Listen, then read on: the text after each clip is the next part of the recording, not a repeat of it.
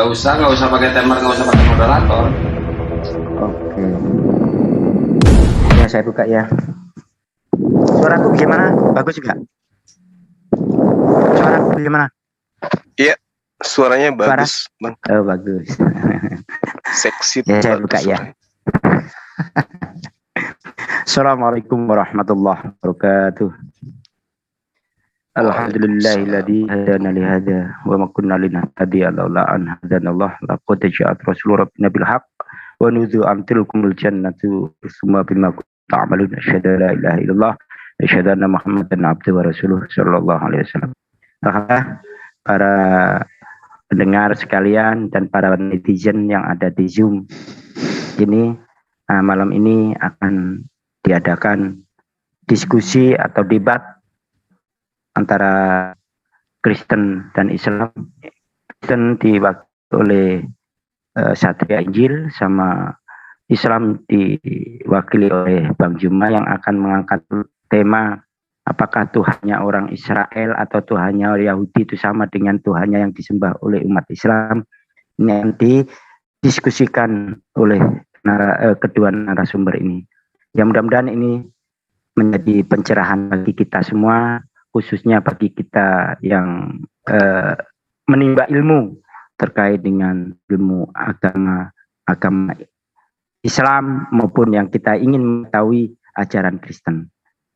Dan itu sebagai tameng kita untuk segi kemurtatan dari para saudara-saudara kita yang telah mendengar diskusi ini. Mudah-mudahan ini sebagai pencerahan kepada kita semua. Mungkin itu saja, kami serahkan kepada moderator. Saya akhiri. Assalamualaikum warahmatullahi wabarakatuh. Waalaikumsalam warahmatullahi wabarakatuh.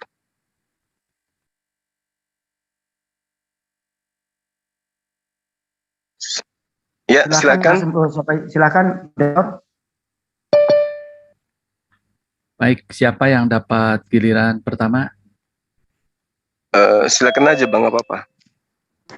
Ya, mungkin pertama untuk membuka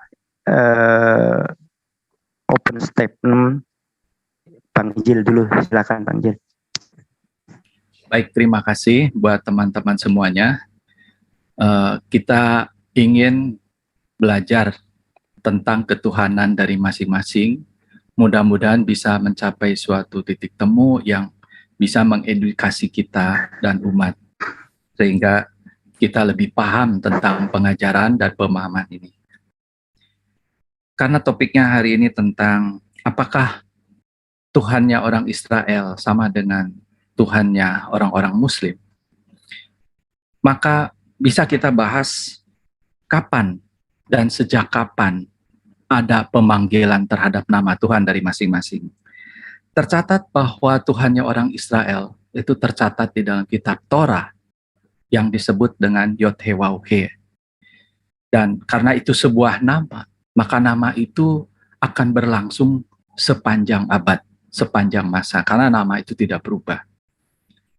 Jadi orang-orang Israel tahu bahwa nama Tuhannya itu adalah Yod-Heh-Waw-He. Tetapi dengan berjalannya waktu, maka bangsa Israel mengalami suatu traumatis karena dia banyak mengalami kesusahan. Salah satu yang terbesar, dia dibuang di Babilonia. Dan itu membuat orang Israel menjadi berpikir bahwa nama Tuhan itu tidak boleh disebut sembarangan. Maka dengan demikian orang-orang Israel tidak berani lagi memanggil nama Yod-Heh-Waw-He itu, padahal jelas ayatnya mengatakan panggillah nama Yod-Heh-Waw-He itu. Tetapi karena takut salah, maka mereka menggantikannya dengan kata lain, yaitu Hasim. Dan Hasim itu artinya Tuhan, menjadi sebutan, bukan nama lagi. Dan itu terus berlangsung sampai sekarang. Nah, sementara di lain pihak, ada kemunculan nama pencipta yang baru, yaitu adalah Allah, yang mulai didengungkan pada abad ke-6 sesudah Masehi, yaitu dengan lahirnya agama Islam di tanah Arab. Jadi jelas bahwa kedua nama ini memiliki latar belakang yang berbeda, memiliki kisah yang berbeda, sehingga bahwa kedua sesembahan ini jelas sangat berbeda. Dan kita akan lihat bagaimana nama Tuhan dari masing-masing itu diaplikasikan di dalam kehidupan beragama dari masing-masing bangsa tersebut. Dan kita lihat sendiri bahwa di dalam literatur Islam itu sendiri, bahwa ternyata nama Allah itu tidak dimulai pada zaman Muhammad, tetapi juga sudah dipakai di zaman sebelumnya, yaitu zaman pra-Islam. Dan itu bisa kita lihat di dalam talbiyah. Karena di dalam talbiyahnya sendiri juga disebut-sebut nama Allah. Kemudian ayahnya Muhammad juga bernama Abdullah. Artinya dia abdi Allah, hamba Allah. Jadi nama Allah itu udah disebut-sebut sebelum Muhammad lahir. Jadi dengan tanda petik bisa dikatakan bahwa Allah itu juga adalah nama daripada sesembahan orang-orang yang hidup di masa jahiliyah atau di masa pra-Islam. Saya kira itu aja introduksi dari saya. Silahkan Bang Juma. Baik, Bismillahirrahmanirrahim. Assalamualaikum warahmatullahi wabarakatuh. Damai sejahtera untuk kita semua, sahabat-sahabat sekalian. Malam ini kita kedatangan tamu, Saudara Satria Injil ya. Tema yang dibawakan terkait dengan apakah Allah Subhanahu wa Ta'ala adalah Tuhan yang juga pernah datang menyatakan diri kepada Bani Israel, di mana hal ini memang sangat-sangat penting untuk dikaji berulang untuk memahami bahwa Tuhan yang disembah umat Islam itu adalah Tuhan yang menjadi acuan bahwa pencipta langit dan bumi itu memang berkarya kepada Nabi terakhir, baginda Rasulullah Muhammad SAW. Al-Quran menerangkan di dalam surah Al-Ma'idah, A'udzubillahi minasyaitonirrajim, Bismillahirrahmanirrahim. Wa kaffayna ala atharihim bi Isa bin Maryam musaddiqan lima baina yadayhi minat Taurah wa atainahumul Injil fihi hudaw wa nurah wa musaddiqan lima baina yadayhi minat Taurah wa hudaw wa mau'idatan lil muttaqin. Ayat ini seketika muncul kepada baginda Rasulullah Muhammad SAW. Kami teruskan jejak mereka. Mereka di sini adalah nabi-nabi Israel, dengan mengutus Isa putra Maryam, membenarkan kitab yang sebelumnya yaitu Taurat, dan kami turunkan Injil kepadanya. Di dalamnya terdapat petunjuk dan cahaya, dan membenarkan kitab yang sebelumnya yaitu Torah, dan sebagai petunjuk serta pengajaran untuk orang-orang yang bertakwa.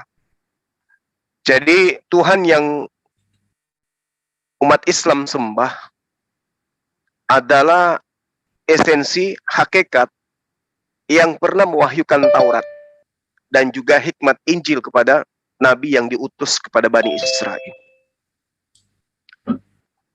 Jadi ketika umat Islam itu menyatakan bahwa Tuhannya adalah Dia yang mewahyukan kitab Torah dan juga mewahyukan Injil kepada Nabi Isa yang datang kepada Bani Israel, maka di ayat lain diterangkan dalam surah Al-Anbiya, Allah Subhanahu wa Ta'ala menjelaskan, wa ma arsalna min qablika mir rasulin illa nuhi ilaihi annahu la ilaha illa ana fa'budun. Kami tidak mengutus seorang rasul pun sebelum engkau Muhammad, melainkan kami wahyukan kepadanya bahwa tidak ada Tuhan yang berhak disembah selain aku. Maka perintahnya kemudian fa'budun, sembahlah aku. Karena seluruh nabi sebelum engkau, semua utusan sebelum engkau, aku perintahkan kepada mereka untuk menyampaikan bahwa akulah Tuhan, tidak ada yang lain selain daripada aku. Nah, berbicara mengenai penamaan, Al-Quranul Karim satu-satunya kemudian kitab yang dapat kita jadikan sebagai sandaran untuk saat sekarang. Antara sumber dan kitab itu sendiri masih otentik, absolut kebenarannya, karena penyampaiannya secara sanad ya, dinamika yang ada kemudian penyampaiannya itu tidak bisa diragukan karena memiliki mata rantai penyampaian. Jadi Rasulullah Muhammad SAW menyampaikan kepada para sahabat, begitu seterusnya sampai hari ini. Artinya bahwa yang kami umat Islam pahami adalah Tuhan yang kami sembah adalah Dia yang menyatakan diri kepada baginda Rasulullah Muhammad SAW melalui perantaraan Al-Quran. Bahwa Dialah Allah, Dialah Tuhan, tidak ada yang lain selain daripada Dia. Dialah yang mengutus para nabi. Dialah yang telah mewahyukan kitab Torah dan juga Injil.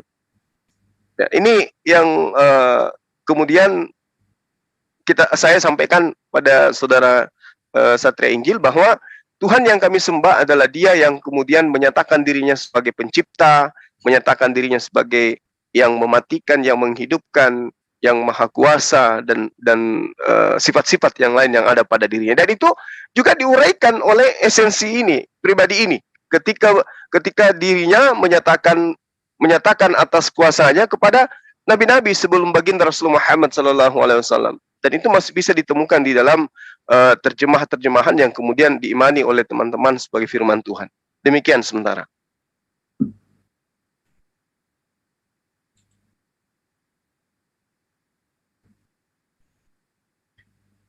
Baik, jadi silakan Bang. Oke. Pertanyaan saya adalah, kalau demikian, sejak kapan bahwa nama pencipta yang dipercayai oleh orang-orang Israel, yaitu Yod-Heh-Waw-He, itu berubah menjadi nama Allah? Ataukah sampai sekarang ini Tuhan memiliki dua nama, yaitu Yod-Heh-Waw-He dan juga Allah? Jadi, itu pertanyaan yang pertama. Yang pertanyaan kedua, kalau seandainya nama pencipta itu adalah Allah, mengapa Dia tidak diperkenalkan sejak awal penciptaan, baik kepada keturunan Adam atau kepada Adam sendiri, tetapi kedatangannya sangat terlambat, sementara bumi sudah berumur ribuan tahun. Jadi bagaimana nasib orang-orang yang memanggil nama Tuhannya secara salah kalau itu misalnya namanya Allah? Dan ketiga, bagaimana mungkin dan dari mana nama Allah kok tiba-tiba juga disembah oleh orang-orang kafir Quraisy di dalam berbagai kegiatan mereka? Ya, kita bisa lihat dari talbiyahnya orang-orang kafir Quraisy, ya. Di dalam Sahih Muslim 2032 dikatakan begini, dari Ibnu Abbas, dia berkata, dulu orang-orang musyrik mengatakan, la baikala sarikalaka, dalam kurung aku memenuhi panggilanmu wahai Zat yang tiada sekutu bagimu. Maka Rasulullah Shallallahu Alaihi Wasallam bersabda, celakalah kalian, cukuplah ucapan itu dan jangan diteruskan. Tetapi mereka meneruskan ucapan mereka, ila dan seterusnya. Nah, kok menjadi sama? Karena apa? Karena ternyata talbiyah umat Islam pun sama dengan talbiyahnya daripada orang-orang kafir Quraisy, meskipun lebih panjang, ya. Kalau dulu cuman pendek, la baikala sarikalaka. Kalau sekarang kan la baikala, la baik Allahumma, la baik sarikalaka. Kemudian dikatakan lagi inna hamda, ya. Terus juga wana mata. Kemudian laka wanmul, la sarikalaka. Ya kan? Ada berbeda, tapi ada kesamaan. Tapi ada sesuatu yang menarik di dalam persamaan ini, di mana di situ dikatakan bahwa ternyata orang-orang kafir itu juga mengatakan la baikala sarikalaka, yang artinya aku memenuhi panggilanmu wahai Zat yang tiada sekutu bagimu. Jadi ternyata sama, artinya dialah Zat itu dan juga tiada sekutu bagimu. Nah, bagaimana menyikapi hal ini? Apakah artinya bahwa Allah orang-orang Muslim ini sama dengan Allah daripada orang-orang kafir Quraisy? Sekian, silakan Bang Jumat. Baik. Jadi terima kasih ya Bang Satria. Jadi terkait dengan data yang kemudian saudara bawa, orang-orang Quraisy itu memang tahu bahwa nama Tuhan itu adalah Allah. Yang keliru kemudian ketika mereka tanpa syariat yang berasal dari Allah, ya, menganggap bahwa dewa-dewa mereka itulah Allah. Jadi namanya udah benar, tapi mereka nisbahkan kepada pribadi-pribadi yang bukan Allah, yaitu makhluk. Ya, mereka kemudian berhalakan. Nah, jadi Allah itu sudah menyatakan diri, betul. Tuhan menyatakan diri, itu tidak bisa dipungkiri. Dengan sifatnya dia, predikat yang diberikan kepada dirinya, kemudian gelar yang diberikan kepada dirinya, itu memang betul. Jadi tidak mungkin kemudian Tuhan itu datang, memperkenalkan dirinya kemudian, dengan mengatasnamakan dirinya adalah hewan, atau mengatasnamakan dirinya adalah malaikat, atau mengatasnamakan dirinya sebagai makhluk, atau manusia, atau tumbuhan. Dia akan mengatakan, akulah Tuhan, itulah aku. Itulah namaku. Aku Tuhan. Tidak boleh Tuhan ini dinobatkan kepada siapapun. Dan kata Tuhan itu nggak boleh dipanggil dengan sembarangan. Karena kedudukan dia adalah Tuhan. Nah, sehingga ketika kita jadikan sebagai acuan dialog, kenapa orang Islam menyebut Tuhan itu dengan sebutan Allah? Sementara tidak ada narasi, tidak ada literasi yang mengatakan dengan jelas bahwa Tuhan ketika datang kepada Bani Israel itu menyatakan bahwa namaku adalah Allah. Yang menjadi permasalahan sekarang adalah kita kehilangan jejak.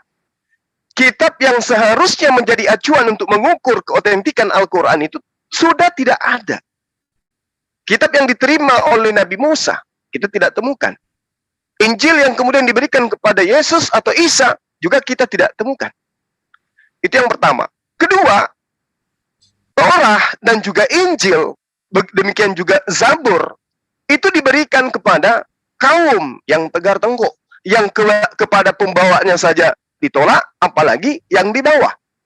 Kalau yang dikirimnya saja, yang membawa kiriman saya ditolak, apalagi kirimannya. Jadi mustahil kemudian, ya, apa yang diterima Nabi Musa alaihissalam itu masih ada di tengah-tengah kita hari ini. Kalaupun ada, itu terjemah atau itu adalah sebuah salinan-salinan yang kita tidak tahu apakah berkesesuaian dengan kitab yang ada di tangan Nabi Musa atau tidak. Nah, satu-satunya kemudian jalan tengahnya adalah Al-Quran mengatakan, akulah Tuhan, tidak ada yang lain. Akulah yang berfirman kepada Abraham, akulah yang berfirman kepada Musa, akulah yang berfirman kepada Yakub, Ishak, dan semua nabi-nabi yang datang diutus di atas muka bumi ini. Makanya dia mengatakan dalam Al-Quran, wa ma arsalna min qablika mir rasulin illa nuhi ilaihi annahu la ilaha illa ana fa'budun. Aku tidak mengutus seorang rasul, utusan pun sebelum engkau Muhammad, melainkan aku sampaikan kepadanya bahwa tidak ada Tuhan yang berhak disembah selain aku. Maka sembahlah aku. Jadi ketika umat Islam itu kemudian menyembah dia, umat Islam itu kemudian tidak menisbahkan sembahannya itu kepada wujud. Dalam arti kata makhluk. Kenapa?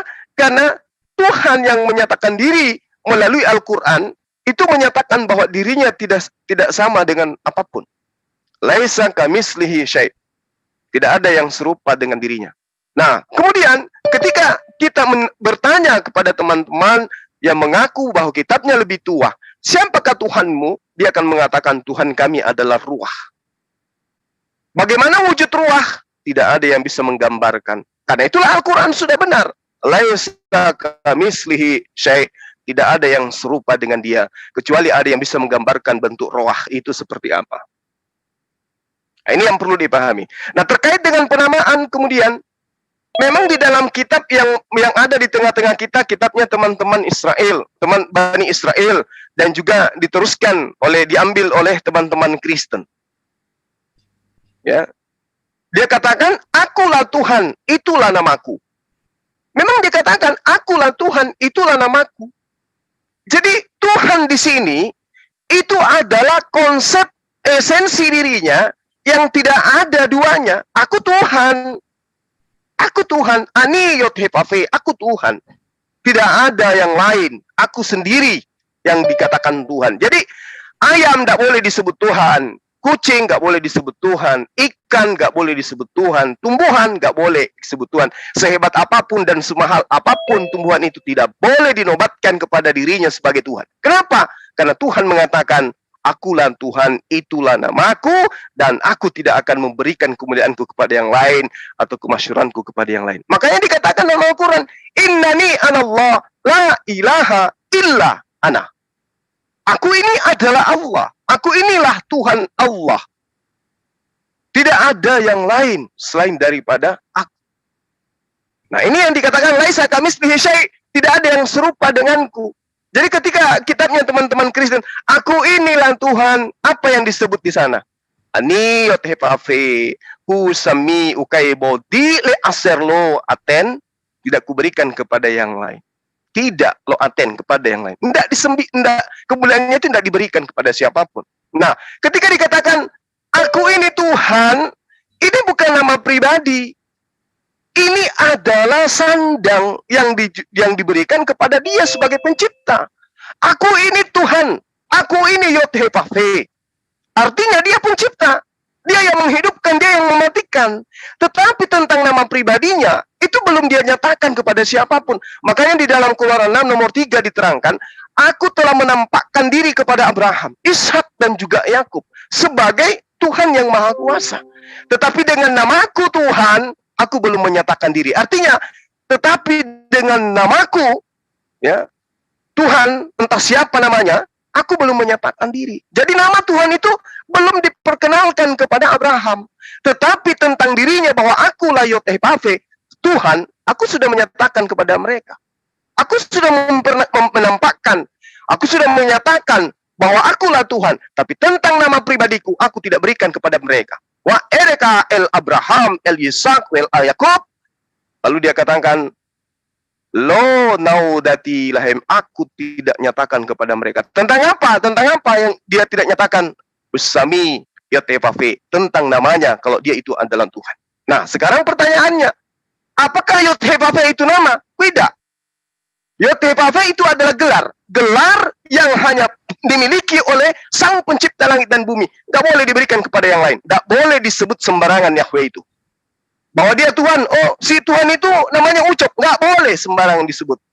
Tuhan ya Tuhan, ada nama pribadinya. Tidak boleh disebut dengan sembarangan. Itu yang kami pahami berdasarkan dengan Al-Quran dan literasi yang kami temukan di dalam kitabnya teman-teman Kristen yang diambil dari Perjanjian Lama. Silakan. Baik. Tadi dikatakan, Bang Juma mengatakan kehilangan jejak. Tentu kalau ini berasal dari Tuhan, pencipta langit yang maha kuasa, maka tidak mungkin Tuhan bisa kehilangan jejak. Jadi kalau dikatakan kehilangan jejak, mengapa Tuhan bisa membiarkan hal itu terjadi kalau namanya itu dipakai oleh orang-orang kafir selama ratusan tahun secara tidak benar?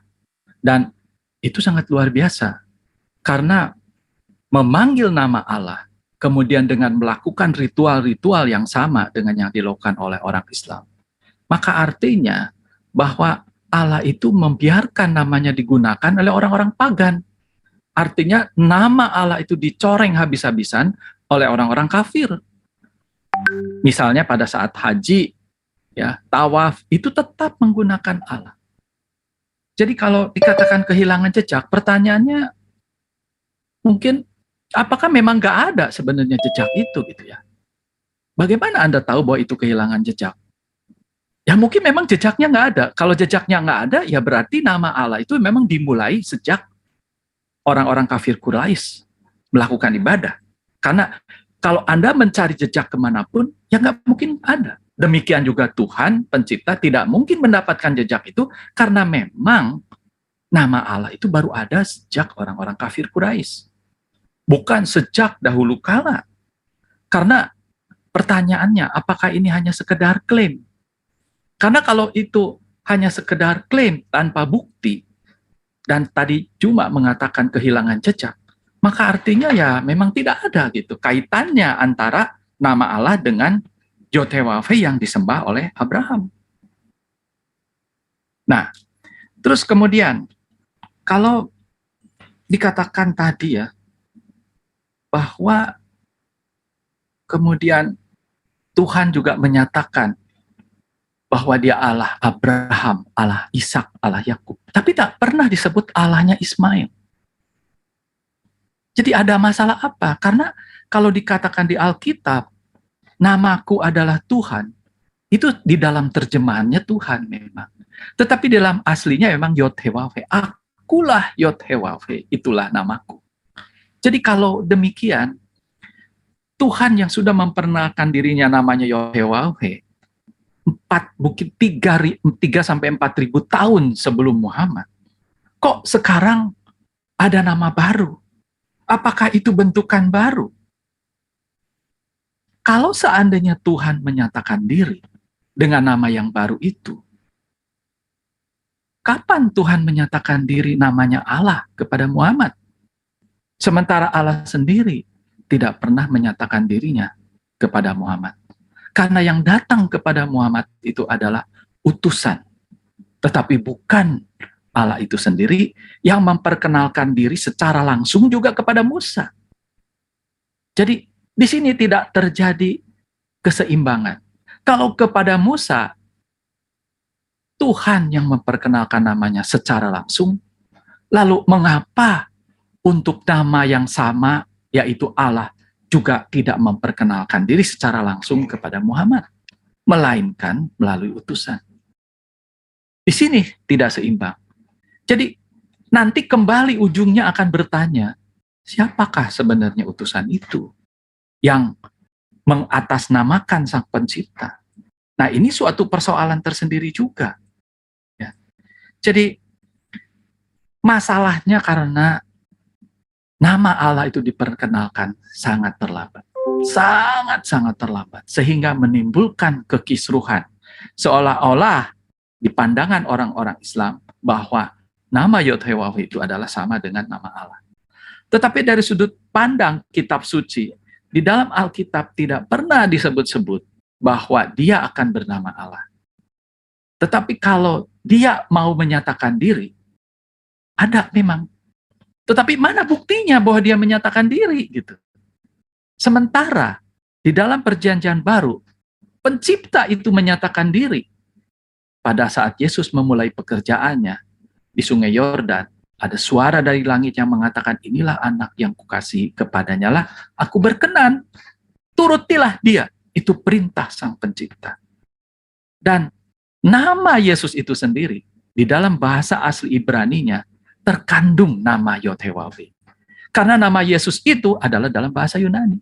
Sedangkan dalam bahasa Ibraninya adalah Jehoshua, yang merupakan gabungan dua kata, Jehovah Yasa. Yod-Heh-Wav-He itu di dalam Dead Sea Scroll adalah Jehovah. Jadi Yesus itu adalah Jehovah Yasa, yang artinya Jehovah penyelamat. Jadi artinya bahwa Tuhan menyatakan diri sudah terjadi, yaitu melalui pribadi Yesus yang adalah Jehovah penyelamat. Jadi pertanyaan saya adalah, kapan pencipta itu menyatakan namanya kepada Muhammad secara langsung? Silakan Bang Jumat.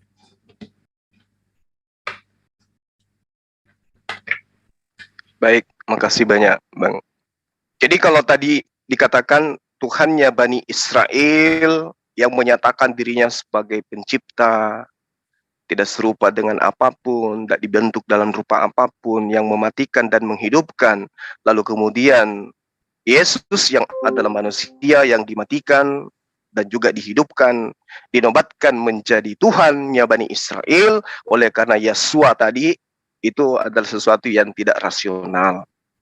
Tapi kalau kemudian dikatakan Tuhannya Bani Israel yang belum menyatakan diri dalam hal nama pribadinya kepada Bani Israel, kemudian datang kepada baginda Rasulullah Muhammad SAW, memperkenalkan dirinya melalui perantaraan malaikat kepada dirinya, kepada baginda Rasulullah Muhammad SAW, dengan menyebut dia esensi yang maha kuasa, maha perkasa, maha hidup, maha segala-galanya, kemudian ditolak. Ini juga adalah pekerjaan orang-orang yang tidak rasional di dalam memutuskan satu perkara. Al-Quran menerangkan begini. Ya ahlal kitab, lima talbisunal haqqa bil batil, wa taktumul haqqa wa antum ta'lam. Hai ahli kitab, mengapa kau campur adukkan yang hak dan yang batil, dan menyembunyikan kebenaran, padahal engkau mengetahui. Ya, Qul ya ahlal kitab, dikatakan lima tasuddu na'an sabilillah. Kenapa engkau menghalangi orang untuk menuju kepada Allah? Kenapa engkau menghalangi orang-orang untuk menuju kepada jalan yang ditunjukkan oleh Allah? Man amana tabghunaha iwaja wa antum syuhada wa ma lahu bighafili amma ta'malu. Kamu menghendaki menjadi bengkok, padahal kamu menyaksikan. Allah sekali-kali tidak lalai dari apa yang kalian kerjakan. Ini yang diterangkan oleh Al-Quran. Kalau dikatakan kenapa tidak disebut nama Ismail, di ayat lain banyak nama Ismail disebutkan. Nah, lalu kemudian alasan kedua, Ismail itu memang orang yang dibenci dari sejak semula. Kenapa dibenci? Karena mereka mengetahui kalau ibunya Ismail itu adalah mantan majikan. Sementara mereka dari Sarah adalah mantan budak dari Firaun. Sementara Hagar ini adalah anak dari Raja Firaun. Mereka benci. Sehingga apapun yang muncul kemudian di permukaan, Ismail selalu dihilangkan, dilenyapkan. Makanya Al-Quran meluruskan itu kembali.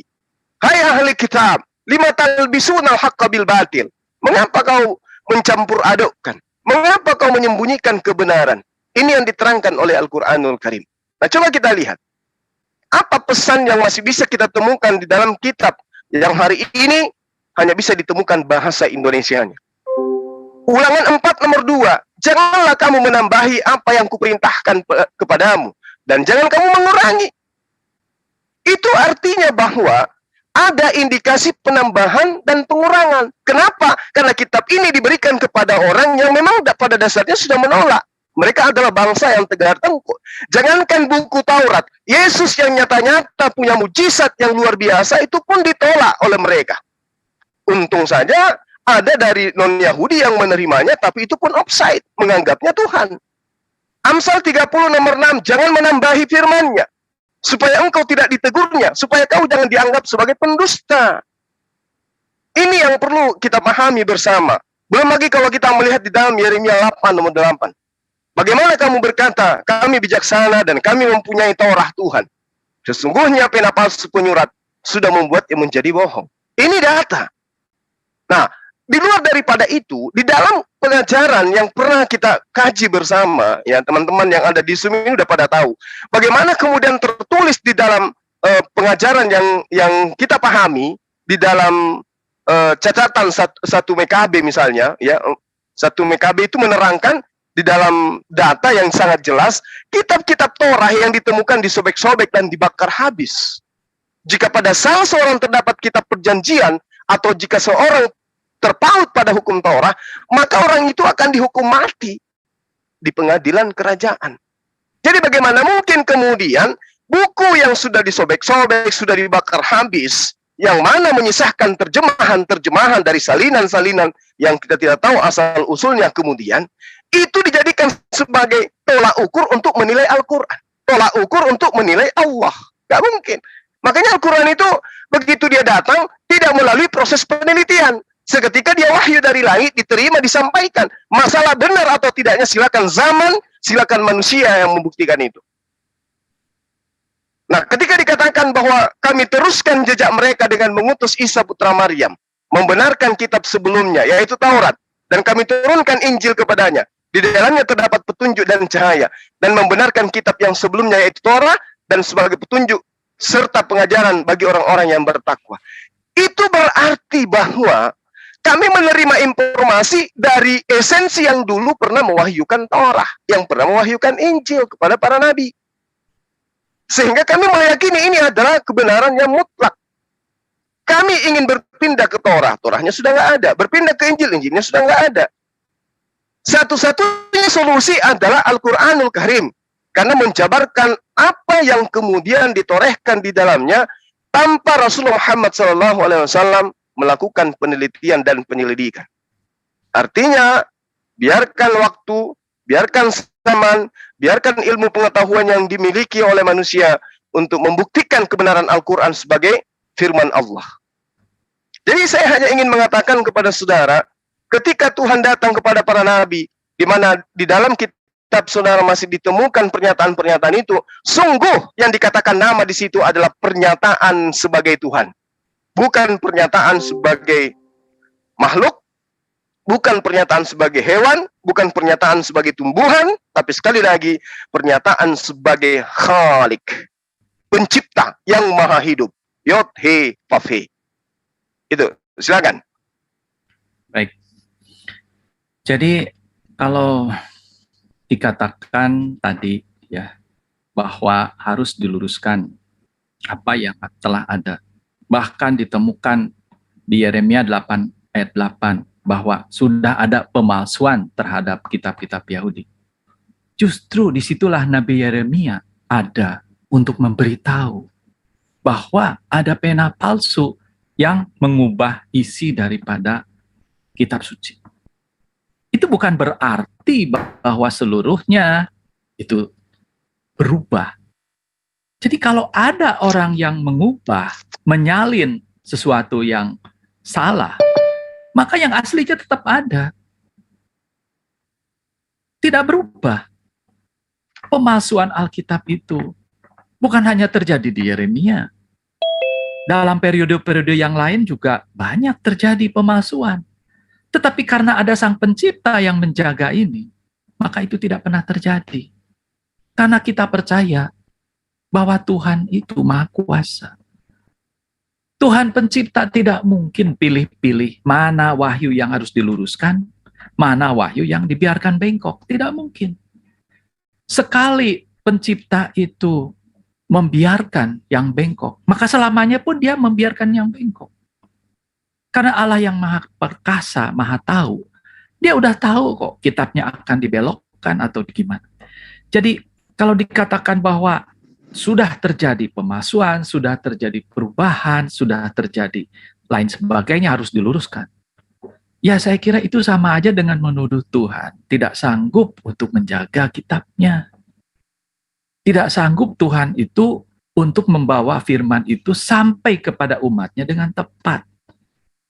Karena kalau Anda percaya bahwa Tuhan itu meluruskan kitab sebelumnya, maka Anda pun harus percaya bahwa kitab Anda sekarang pun suatu saat di depan akan diluruskan. Karena ini adalah suatu sikap terhadap Tuhan itu sendiri. Apalagi tadi ada kehilangan jejak. Dan ini sudah 2000 tahun. Ya, sejak kedatangan Islam. Tapi nggak ada perubahan. Jadi artinya bahwa jejak itu memang tidak ada. Mau Anda cari kemanapun tidak ada. Karena kalau Anda mencari jejak, artinya Anda mencari bahwa Tuhan itu pernah berbuat salah. Bahwa Tuhan itu pernah bengkok di dalam menurunkan wahyunya. Dan itu tidak mungkin terjadi. Sementara jejak-jejak yang ada terlihat jelas adalah jejak-jejak yang ada di kafir Quraisy. Karena merekalah yang juga mengklaim bahwa nama sesembahan dia juga bernama Allah. Apalagi yang dilakukan pun sama dengan orang Islam. Meskipun ada perbedaan sedikit dari sana-sini. Dari talbiyah tadi kita lihat juga udah sama. Dan juga yang disembah adalah Jat. Tiada sekutu baginya. Orang kafir juga Quraisy juga mengatakan tiada sekutu baginya. La baik syarika laka. Artinya tidak ada sekutu baginya. Dan itulah Jat. Jadi apa bedanya? Dan juga seluruh ritual-ritual yang dilakukan oleh orang-orang kafir Quraisy sama yang dilakukan di rukun kelima. Kalau dulu tawafnya bertelanjang, sekarang enggak. Kalau dulu sa'i di Safa Marwa, sekarang pun sama. Wukuf di Padang Arafah sama. Mabit di Musdalifah sama. Nama sesembahannya sama. Jadi artinya ada perubahan. Apakah itu justru menandakan sesembahan orang-orang Islam sekarang ini sama dengan sesembahan orang Quraisy? tentu ada perubahan. Karena sebelumnya juga di Ka'bah ada 360 batu. Nah sekarang tersisa 1 atau 2 batu karena ada Hajar Aswad, ada patung Yamama ya. Yamami, lupa saya. Jadi ini kembali, jejaknya sudah ada gitu. Kenapa Anda mencari jejak-jejak yang memang tidak ada? Kan ini pertanyaan yang paling krusial sekali. Nah, kalau demikian, apakah Anda harus menunggu sampai akhir zaman baru Anda akan menemukan jejak bahwa nama Allah itu akan sama dengan Yotewawe? Ya tentu saya sangat pesimis karena Anda mencari sebenarnya kesalahan daripada Sang Pencipta. Kemudian kalau dikatakan bahwa di dalam keislaman mengaku esensi daripada Pencipta.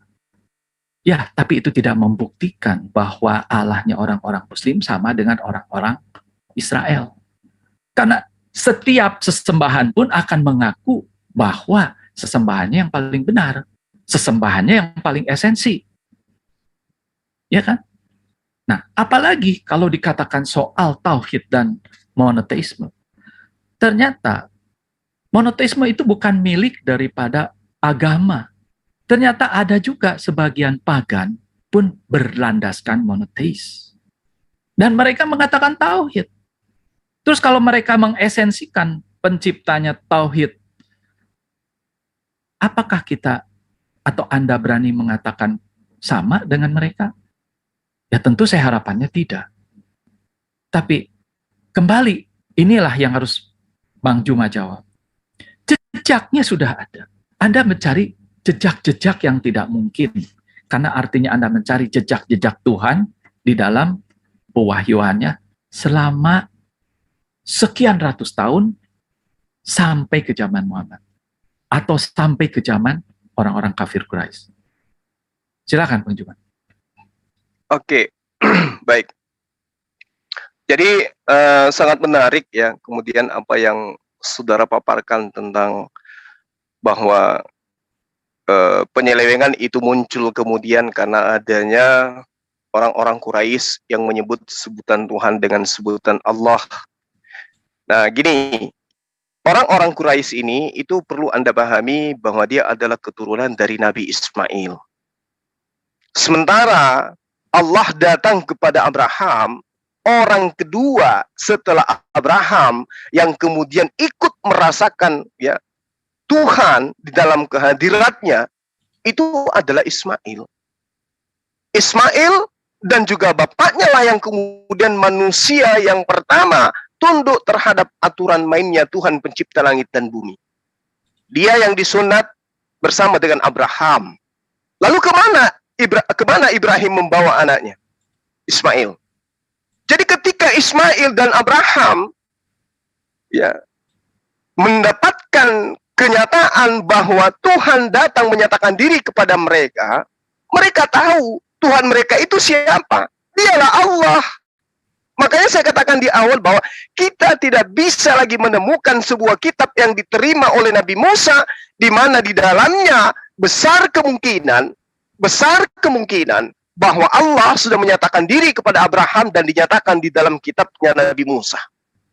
Apa pembuktiannya? Coba kita lihat. Di dalam Kejadian, ini kita urai keluar dari Quran, karena Al-Quran sudah jelas mengatakan bahwa Allah itu sudah dinyatakan di dalam pengajaran nabi-nabi terdahulu termasuk kepada Nabi Musa.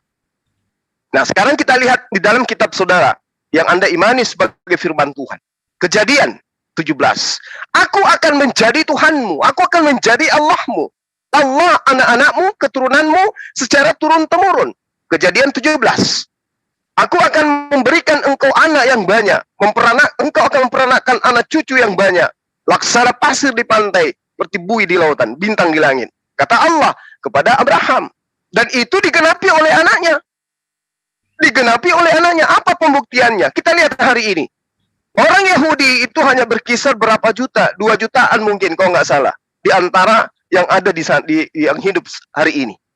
Sementara bangsa Arab, ratusan juta. Nah, siapa yang menggenapi nubuatan Tuhan kepada Abraham? Engkau akan menjadi bapa sebagian besar bangsa. Ismail. Coba kita lihat urai lebih dekat lagi. Apa yang diterangkan tentang Gunung Sinai? Gunung Sinai adalah gunung di mana tempat kemudian ya Ismail dan juga ibunya menetap. Di dalam Keluaran 19, di situ sangat jelas bagaimana menceritakan tentang Gunung Sinai. Nubuatan-nubuatan tentang adanya seorang yang diberi julukan sebagai nabi yang menjadi penegak hukum-hukum Tuhan di tangan kanannya, itu datangnya dari sana. Siapa yang datang dari sana? Lihat kitab Anda, baca di Galatia. Apa yang diterangkan oleh Paulus di dalam suratnya Galatia 4. Nomor 24, nomor 25 jelas menerangkan, ini adalah suatu khiasan. Sebab kedua perempuan itu adalah dua ketentuan Allah. Yang satu berasal dari Gunung Sinai, yang melahirkan anak-anak penghambaan, itulah Hagar katanya. Di ayat nomor 25 diterangkan, di nomor 25-nya, Hagar adalah Gunung Sinai di tanah Arab.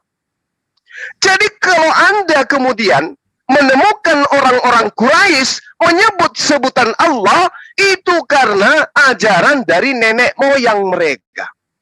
Bukan karena adanya konsep ajaran pagan. Yang membuat mereka pagan karena Allah disetarakan dengan dewa-dewa yang ada pada diri mereka.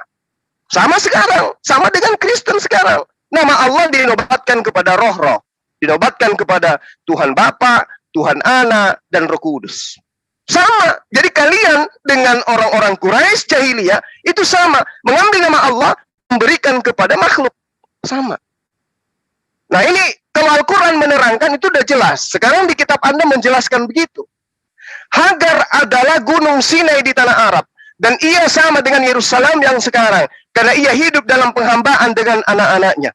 Jadi menurut Paulus, anak-anak Hagar itu adalah anak-anak yang menghambakan diri kepada Tuhan yang sama. Sehingga orang-orang Quraisy menyebut Tuhan mereka dengan sebutan Allah. Apakah Allah ini sudah salah penamaannya? Tidak. Memang nama Tuhan itu Allah. Orang-orang Quraisy yang menobatkan Allah itu ke dalam patung, ke dalam berhala. Penamaannya salah. Penamaannya sudah benar. Tapi penempatannya yang salah. Sama seperti Kristen. Sekali lagi saya katakan. Nah, sehingga Allah mengatakan di dalam Al-Quran bahwa akulah Tuhan, tidak ada Tuhan selain akulah yang menghidupkan, akulah yang mematikan. Wa huwallazi yuhyi wa yumiit walahu ikhtilaful lail wan nahar afala taqil. Apakah engkau tidak berpikir? Akulah yang mematikan, akulah yang menghidupkan, akulah yang mengatur segala sesuatunya, termasuk siang dan malam. Ini sesuai dengan tauhid yang ada di dalam kitabnya Bani Israel yang masih kita temukan sampai hari ini apa yang diterangkan. Lihatlah sekarang bahwa akulah dia, tidak ada Allah kecuali akulah yang mematikan, akulah yang menghidupkan. Berarti mereka adalah pribadi yang sama. Masalahnya sekarang ketika kita tanya seperti apa bentukan Tuhannya Bani Israel, teman-teman Kristen akan mengatakan bentukannya adalah roh. Bisakah Anda menggambarkan bentuk roh itu? Tidak. Al-Quran, kayak mana Tuhan itu? Bentukannya tidak bisa ya diserupakan dengan apapun. Dia berbentuk gaib, ruah. Gaib dia. Jadi Tuhan itu sudah menyatakan diri kepada Bani Israel, kepada Bani Ismail. Adapun orang-orang Quraisy, ingat, Quraisy itu adalah keturunan Ismail. Jadi Ismail dan Hagar itu adanya di sana di tanah Arab. Keturunannya kemudian belum memiliki konsep. Kenapa? Karena mereka adalah kaum fatrah. Kenapa kaum fatrah? Karena bagi mereka tidak diutus kitab suci, tidak diutus nabi dan rasul. Maka mereka adalah kaum fatrah. Kaum di mana mereka menunggu kedatangan nabi yang akan diutus kepada manusia. Nah ini yang perlu saya sampaikan kepada saudara. Bahwa sekali lagi saya katakan, ketika Tuhan datang kepada Abraham, Ishak dan Yakub, sudah menyatakan dirinya, tapi nama pribadinya itu belum diberikan kepada mereka. Tapi sudah memperkenalkan, akulah Tuhan. Akulah Yod-He-Vav-He. Yod-He-Vav-He, karena tidak mau disebut, maka disebut Hashem. Nama itu, atau itu nama sang itu. Itu yang dijelaskan kemudian. Sehingga ketika datang menyatakan diri, kepada baginda Rasul Muhammad SAW melalui perantaraan, dia katakan Qul huwallahu ahad, Allahus samad, lam yalid walam yulad. Walam yakullahu kufuwan ahad. Jadi nama pribadi Tuhan itu adalah Allah, gelarnya Subhanahu wa ta'ala. Silakan. Baik. Kelihatannya apa yang mau dicari oleh Bang Juma adalah di dalam kitab-kitab Yahudi ya. Jejak-jejaknya kelihatannya ada di situ ya. Tetapi sayangnya jejak-jejak itu tidak demikian, Bang Juma. Kalau Anda mengatakan bahwa aku akan menjadi Tuhan bagi anak-anak Abraham, betul. Tuhan ingin dia menjadi Tuhan bukan hanya kepada mereka, tapi kepada seluruh dunia, kepada manusia yang dia ciptakan.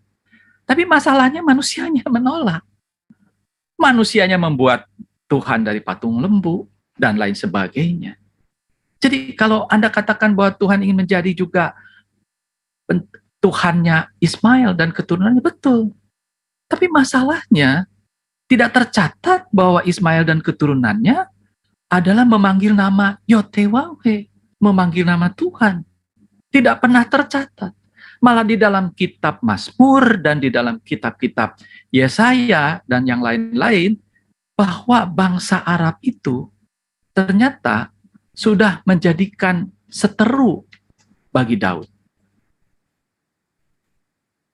Kemudian, bahwa kalau tadi dikatakan di Kejadian 17, ini ada suatu kisah di mana Tuhan sudah menolak Ismail pada saat Abraham menanyakan, apakah ini anak yang akan menjadi pewaris? Tetapi Tuhan menolak. Sekarang bayangkan, Yotewahwe yang tadinya menolak Ismail, kemudian 4.000 tahun kemudian, dia menerima kembali Ismail. Apakah itu bukan dia menjilat ludahnya sendiri? Ya tidak mungkin. Pencipta itu maha tahu. Dia tahu di depan nanti akan ada orang yang bernama Muhammad dan dia mengaku sebagai nabi di tanah Arab. Terus kemudian Tuhan sekarang menolak Ismail? Kan tidak mungkin. Jadi dari kisah Ismail ini sudah terlihat bahwa penciptanya aja berbeda. Karena kalau Anda menyamakan penciptanya, berarti Anda mengakui pencipta itu suka-sukanya menjilat lidah sendiri. Hari ini ngomong A, besok ngomong B. Hari ini menolak Ismail, besok menerima Ismail. Besok lagi, gak tahu apa yang terjadi. Jangan-jangan hari ini juga menerima Anda, besoknya juga menolak Anda. Ya bisa terjadi. Ya kan? Jadi kalau klaim bahwa nama Allah itu sama dengan Yotve masih sangat jauh. Ya. Kalau Anda mengatakan bahwa Allah itu pencipta, ya, Allah itu ada sesuatu esensi pencipta, itu bukan berarti sama dengan Yotewahwe. Setiap mereka penganut agama pun akan mengatakan, akulah Allah yang benar itu ada di agama. Kalau Anda tanya kepada orang-orang kafir Quraisy pun akan sama. Bahwa Allah lah yang menjadi esensi pencipta dari kami. Nah, ada sesuatu yang menarik yang Bang Juma tadi bahas mengenai Galatia 4 ayat 25. Supaya ini bisa juga menjadi bahan edukasi, saya mohon diizinkan share screen supaya kita sama-sama baca ya. Nah, kita lihat ya. Tadi Bang Juma mengatakan Galatia 4, ini kan, Galatia 4, 24, ya. Dia dikatakan begini, ini adalah suatu kiasan, sebab kedua perempuan itu adalah dua ketentuan Allah. Yang satu berasal dari Gunung Sinai, dan melahirkan anak-anak perhambaan. Itulah Hagar. Kalau Bang Juma kan hanya mengambil dari Gunung Sinainya. Tapi kalau kita lihat konteksnya, di sini sedang ada semacam analogi kiasan bahwa ada dua ketetapan atau ketentuan Allah. Yang satu adalah bicara tentang anak-anak perhambaan, jadi anak-anak yang dalam status hamba, itulah Hagar. Nah, sekarang kita lihat ayat 25. Hagar ialah Gunung Sinai di tanah Arab.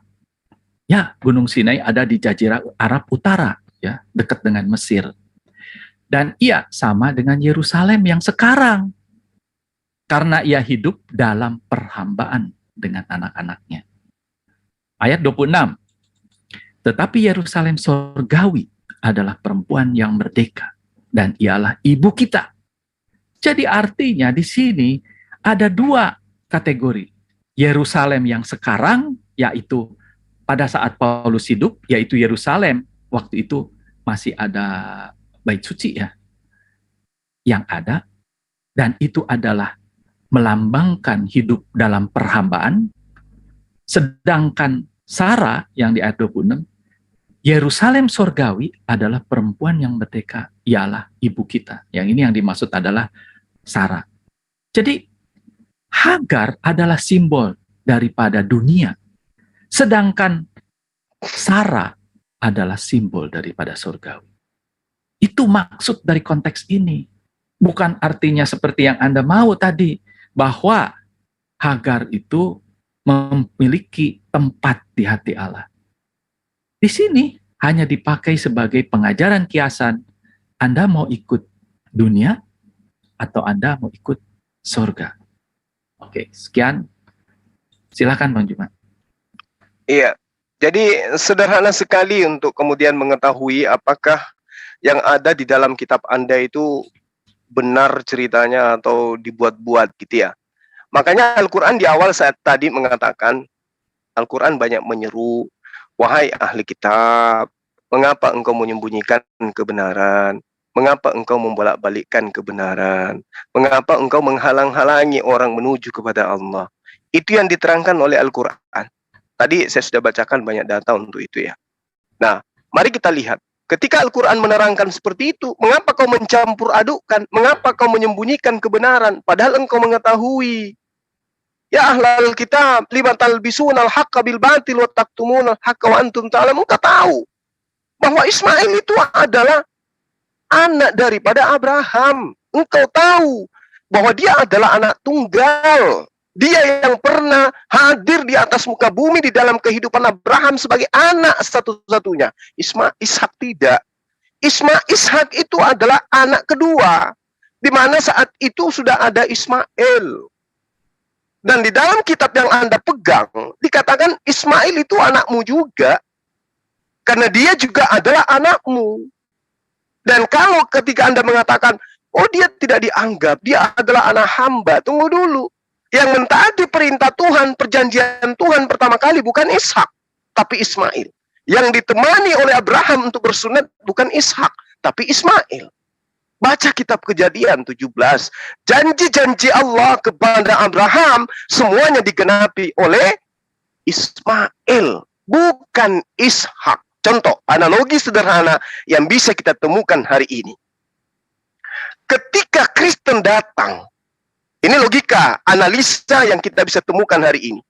Ketika Kristen datang kepada orang-orang yang tidak pernah memberkati Abraham, mereka yang tidak bersunat berarti tidak memberkati Abraham. Apakah Kristen itu diterima dengan mudah? Diterima dengan mudah. Orang-orang yang tidak bersunat ketika datang ajaran Kristen kepada mereka langsung pelukan. Pesta-pesta masih ada, ibadah dengan babi, ibadahnya dengan menggunakan daging babi, ibadahnya menggunakan alkohol, pasti dipeluk. Tapi coba suruh sunat, mereka tidak akan mau. Mereka mengutuk ajaran Abraham. Makanya di dalam kitab Kejadian Allah mengatakan, aku akan memberkati siapa yang memberkati engkau Abraham, dan mengutuk siapa yang mengutuk engkau Abraham. Tapi coba kita balik. Ketika Islam datang, dan orang yang menerimanya adalah orang yang tidak juga makan babi, dia juga adalah orang bersunat, pasti Islam itu akan diterima. Kenapa? Itu ajaran yang diberkati oleh Allah kepada Abraham. Maka dalam setiap ibadah kami selalu melakukan pemberkahan terhadap Abraham. Allahumma salli ala Muhammad wa ala ali Muhammad kama sallaita ala Ibrahim wa ala alihi Ibrahim. Sebagaimana yang diberkatinya Abraham dan juga keturunannya. Jadi yang memberkati kami gitu loh. Nah sekarang mari kembali kepada topik. Apakah betul Ismail itu adalah anak hamba atau anak yang diberkati? Atau anak yang dikutuk, atau dia adalah anak yang diberkati oleh Allah? Coba kita lihat. Ketika Hagar diusir, dia diusir kemana? Dia diusir, lalu kemudian disuruh oleh Abraham untuk pergi. Maka pergilah Hagar dan anaknya Ismail mengembara di padang gurun Beersheba. Catat, di Beersheba. Nah, ketika dia pergi padang gurun Beersheba, Ibrahim ikut. Kenapa dikatakan Ibrahim ikut? Di dalam Kejadian 22 nomor 19, kemudian kembalilah Abraham kepada kedua bujangnya dan mereka bersama-sama berangkat ke Beersheba. Dan Abraham tinggal di Beersheba. Berarti dia tinggal bersama dengan Hagar dan Ismail. Lalu Ishak dan juga Sarah di mana? Oh, ternyata kita bisa lihat di dalam Kejadian 23. Abraham kemudian datang ke sana sebagai orang asing untuk membelikan tanah buat istrinya untuk menguburkan Sarah. Jadi Abraham sebagai orang asing datang ke Hebron membelikan tanah untuk memakamkan istrinya Sarah. Nah, sekarang anak yang diberkati siapa? Anak yang ditinggali oleh Abraham siapa? Istri yang disayangi oleh Abraham siapa?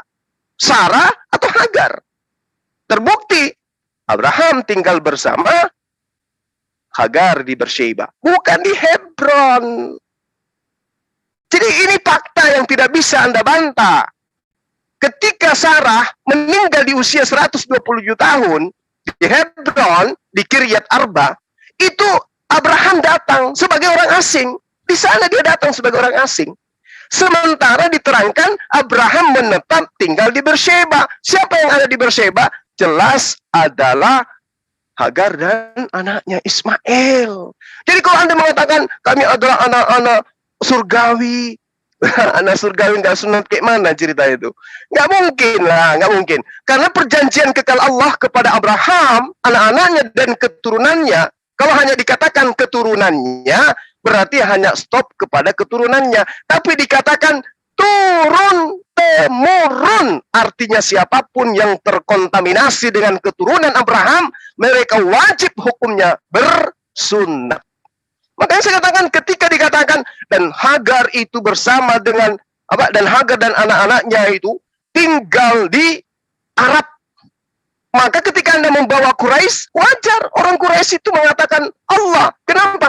Dia adalah anak keturunan dari Hagar yang menyembah kepada Allah. Saking hebatnya Hagar itu, dia diantar oleh malaikat. Baca di kitab yang Anda pegang. Hagar didatangi oleh malaikat untuk membimbing dia dengan anaknya. Coba, sehingga mereka mengenal Allah, keturunannya mengenal Allah.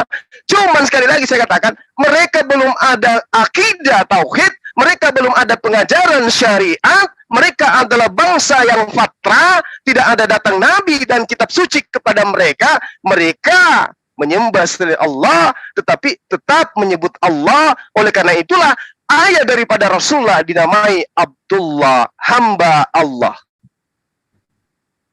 Pahami itu. Itu tolong dipahami. Jadi nama Tuhan yang benar itu memang sudah Allah. Jejaknya yang paling afdal adalah ketika orang-orang Quraisy ini menyebut Tuhan itu dengan sebutan Allah, dan lembaga kitab Indonesia menyebut Tuhan mereka juga dengan sebutan Allah. Tidak pernah lembaga kitab Indonesia menyebut Tuhan dengan sebutan Yahweh atau Hasem atau Yod-Heh-Vah-Veh. Mereka menyebutnya dengan sebutan Allah. Kenapa? Mereka orang terpelajar, mereka mengerti sejarah, mereka tahu literasi, mereka mengerti original teks. Bahwa sejarah mengungkap dengan jelas Tuhan yang benar itu bernama Allah. Ini yang perlu saudara Satria Injil pahami lebih jauh, bahwa apa yang saya terangkan ini itu bersumber, punya data, bukan asumsi belaka. Ketika Anda mengatakan kami adalah anak-anak surga, ya, bukan anak-anak penghambaan atau bukan anak Buddha, ingat. Orang Arab keturunan Ismail itu tidak ada satu manusia pun di atas muka bumi ini yang pernah memperbudaknya. Berbeda ketika kita berbicara mengenai Israel, keturunan Ishak pernah diperbudak oleh Mesir. Itu yang saudara perlu pahami. Silakan. Baik, makasih Bang Juma. Sayangnya jejak-jejak itu gak demikian di Bang Juma. Yang pertama adalah, kalau di dalam kitab suci Islam, bahwa ahli kitab itu menyembunyikan, menutup-nutupi kebenaran. Itu suatu yang positif, ya. Tetapi kenapa disampaikannya kepada orang-orang Arab? Kenapa tidak disampaikan kepada orang-orang Israel? Jadi sudah salah alamat, datangnya terlambat. Coba kalau Islam itu datang di zaman Yeremia, ya. Yeremia kurang lebih 5 atau 600 tahun sebelum Masehi. Jadi bedanya berarti 1000 tahun dengan zaman Muhammad, ya. Terlambatnya begitu. Kemudian tadi soal Ishak. Ya, betul, Ishak anak kedua, Ismail anak pertama. Ismail disunat umur 13. Ishak disunat umur 8 hari, sesuai dengan keinginan Tuhan. Karena Tuhan mengatakan keturunanmu harus disunat. Dan yang diminta adalah umur 8 hari. Dan ternyata Ishak disunat umur 8 hari. Sedangkan Ismail karena sudah besar dan umur 13, ya udah disunat pada saat itu, jadi umur 13 tahun. Betul, Ismail anak pertama, tetapi sayangnya kitab Torah yang merupakan tulisan tangan Tuhan sendiri melalui Musa sudah menolaknya. Tapi bukan berarti Tuhan menelantarkannya, tetapi dia memberikan keturunan 12 raja dan diberkati. Betapa adilnya Tuhan. Tetapi soal pewahyuan itu nggak bisa ditawar. Bahwa soal kenabian, bahwa keturunan Abraham yang akan jadi berkat bagi bangsa-bangsa itu hanya diberikan kepada Ishak, bukan kepada Ismail. Karena nggak mungkin dari 2 keturunan itu. Karena Tuhan berjanji kepada Abraham bahwa keturunannya, salah satu keturunannya akan menjadi berkat bangsa-bangsa. Dan si keturunan ini siapa? Nah, keturunan ini akan diberikan melalui Ishak, Yakub, dan itulah Yesus. Jadi, kalau dikatakan kami tidak memberkati Abraham, keliru. Memberkati itu wujudnya adalah ketaatan. Keteladanan Abraham itulah kita ikutin. Kalau Abraham, dia beriman kepada juru selamat yang akan datang dari keturunannya itu, maka seluruh nabi-nabi pun demikian. Nah, kita percaya kepada juru selamat yang sudah datang. Kalau Abraham itu juru selamat yang belum datang, yang diimani, kita percaya kepada juru selamat yang sudah datang. Itulah sebabnya Abraham dikatakan bapa daripada orang beriman. Abraham juga di dalam Kejadian 18 sujud kepada manusia yang merupakan penampakan daripada Tuhan kepadanya dan memanggilnya Adonai atau Tuhan. Apakah Anda ikuti? Kami ikut. Orang-orang Kristen pun menyembah Tuhan di dalam rupa manusia. Demikian juga Abraham. Jadi siapa sebenarnya pengikut Abraham? Apakah hanya karena sunat terus Anda mengatakan pengikut Abraham? Sementara Abraham pun pada saat dia dikatakan orang beriman, dia dalam keadaan tidak bersunat. Artinya bahwa dia dijadikan orang benar tidak melihat soal sunat fisik itu. Jadi kembali ke dalam pertanyaan, siapa sebenarnya yang memberkati Abraham? Apakah orang Kristen ataukah orang Muslim? Kalau orang Muslim klaim hanya dari sunat. Sedangkan sunat itu maknanya berbeda. Karena yang lahir di dalam keluarganya itu, di dalam rumahnya itulah yang disunat. Anda lahir di mana? Apakah Anda lahir di dalam keturunan Abraham? Di dalam rumah orang-orang Abraham? Kan tidak. Ya. Nah, terus Anda mengatakan lagi soal Berseba. Ya, Anda katakan benar, Berseba. Dan Abraham memang tercatat dekat dengan Hagar. Karena Hagar pada waktu itu kan ada di Paran. Dia di Berseba.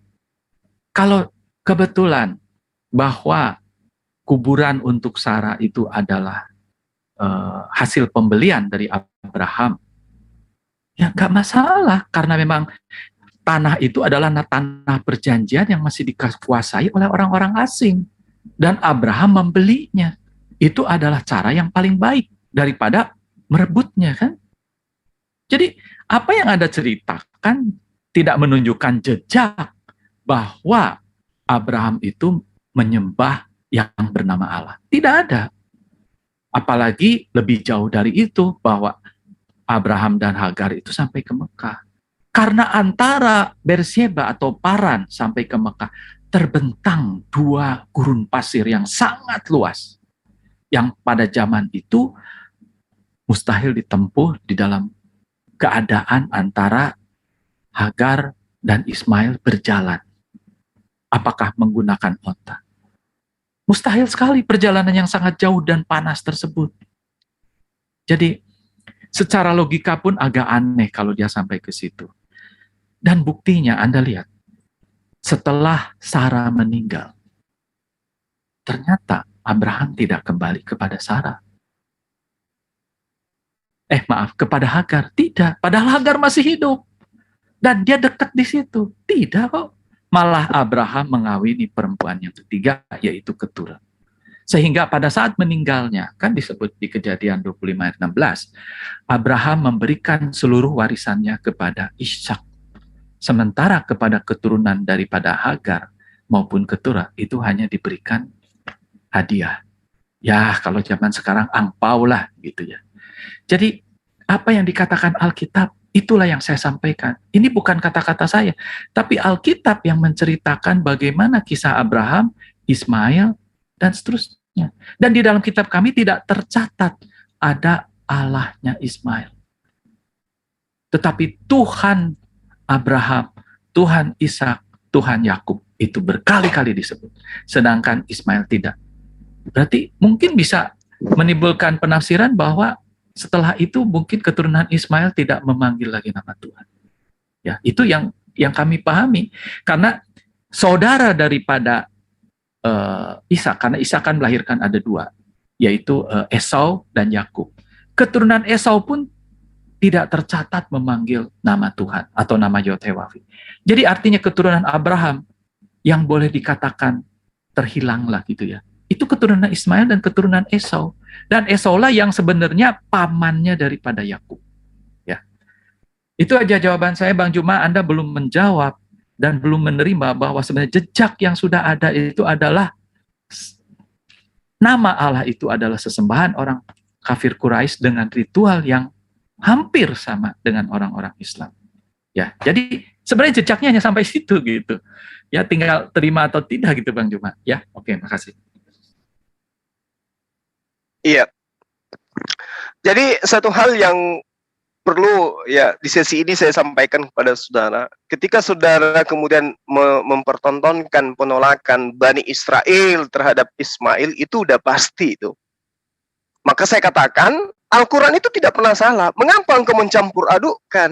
Mengapa engkau merubah? Itu yang dikatakan oleh Al-Quran gitu loh. Jadi kalau Anda mengatakan Ismail itu tidak diberkati, Ismail itu bukan sosok yang diinginkan oleh Tuhan. Ingat, Abraham meminta kepada Allah, kepada Tuhan, selama kali berpuluh tahun dia minta kepada Tuhan agar diberi anak. Yang diminta bukan harta, bukan tahta, bukan wanita, tapi yang diminta oleh Abraham kepada Tuhan adalah anak. Dia berdoa dan doanya didengar. Dia diberi anak sehingga anaknya diberi nama Ismail. Terjemah dari Ismail, Tuhan mendengarkan.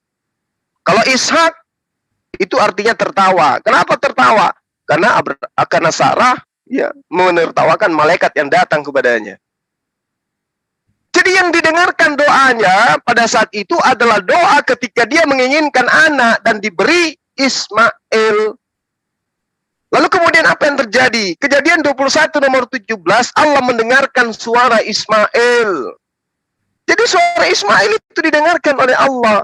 Belum lagi ibunya. Ketika dia diusir, malaikat Tuhan menjumpai dia.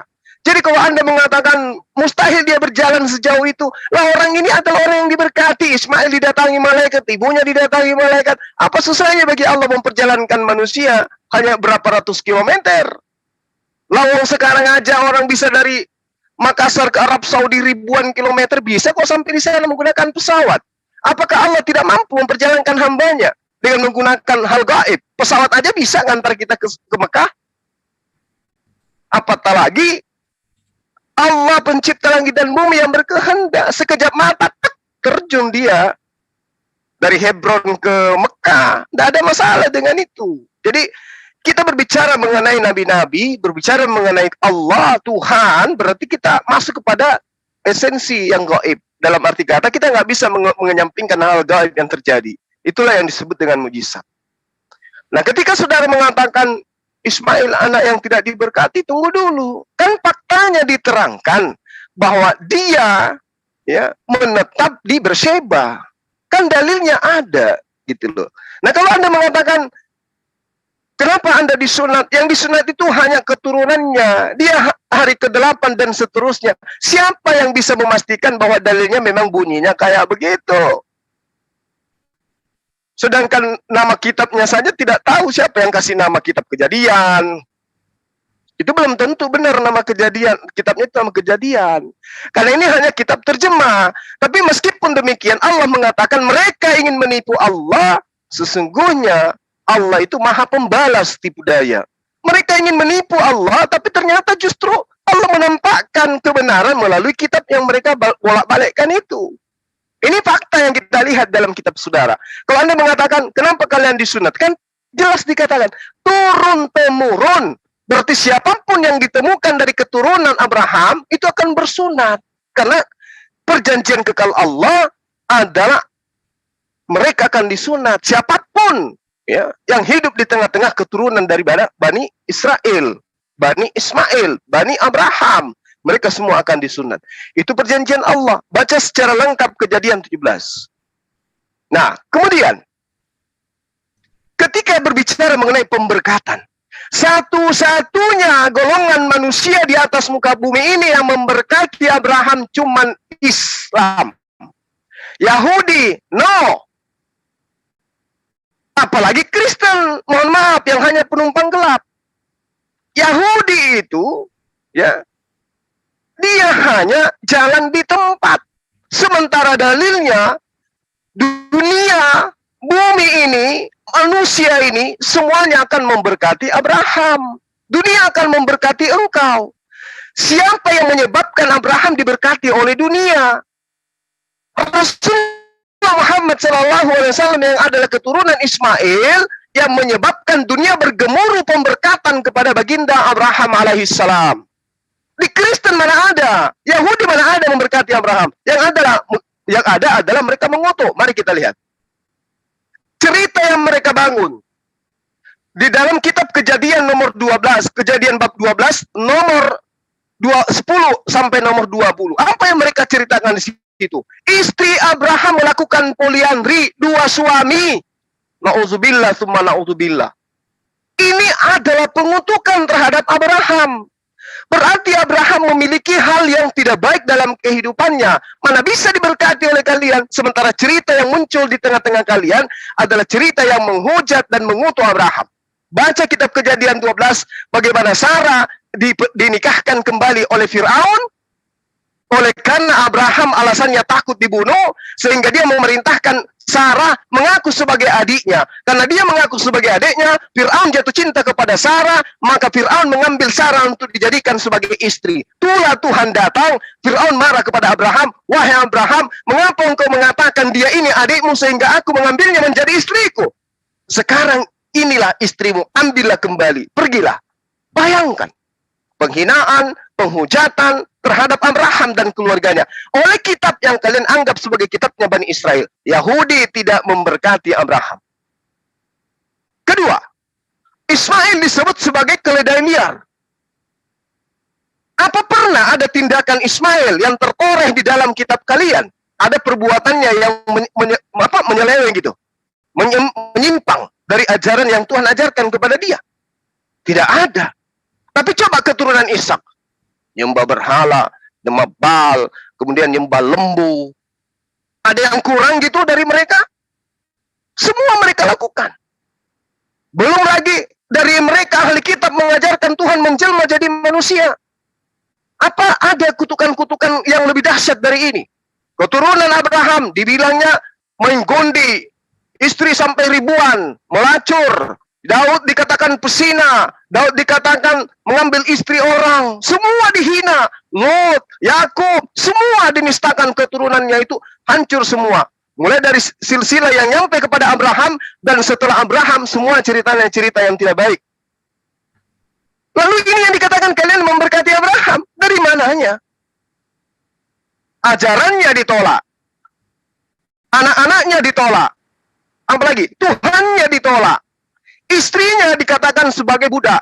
Apalagi dibilang anaknya sebagai anak haram. Dibilang Abraham itu tidak sabaran. Dibilang Abraham adalah pesina. Dibilang Abraham adalah orang yang menjual istrinya kepada Firaun. Kutukan apa lagi yang kurang dari kalian?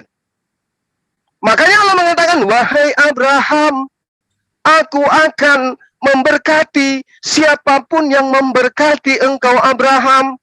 Dan aku akan mengutuk siapapun yang mengutuk engkau Abraham. Kebencian kalian terhadap Ismail, cerminan kalian mengutuk Abraham. Cerminan kami mengakui Ishak sebagai Nabiullah, cerminan kami memberkati Abraham. Maka di dalam ibadah kami setiap saat non-stop 24 jam. Kama sallaita ala Ibrahim wa ala alihi Ibrahim. Ada pernyataan gitu keluar dari mulut kalian untuk memberkati Abraham? Tak ada. Yang ada Abraham anaknya tidak diakui, Abraham berzina, Abraham punya anak haram, Abraham anaknya keledai liar, Abraham begini, Abraham begono dan bagana. Jadi yang memberkati itu sopo gitu loh.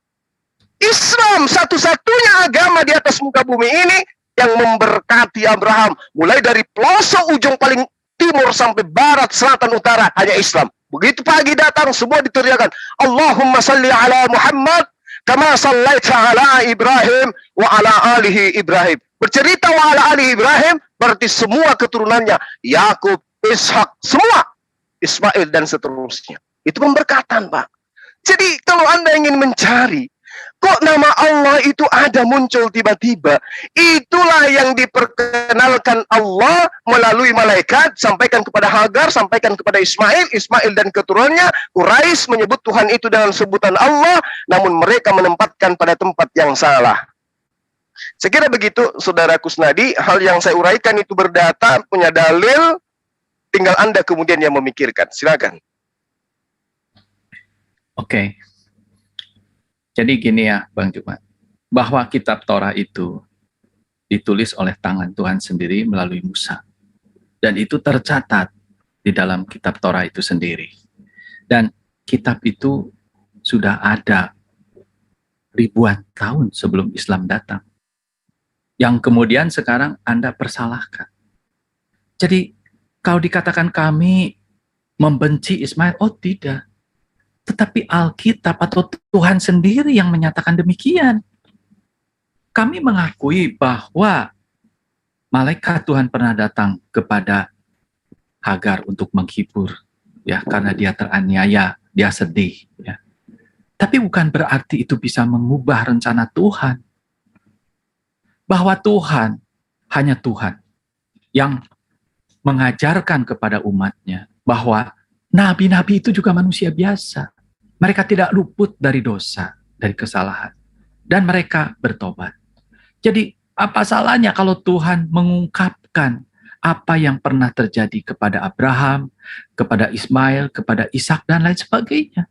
Untuk mengajarkan kepada umatnya supaya jangan mengikuti langkah-langkah yang tidak sejalan dengan keinginan Tuhan. Ini akibatnya. Gitu. Coba kalau dia taat, tentu hasilnya juga berbeda.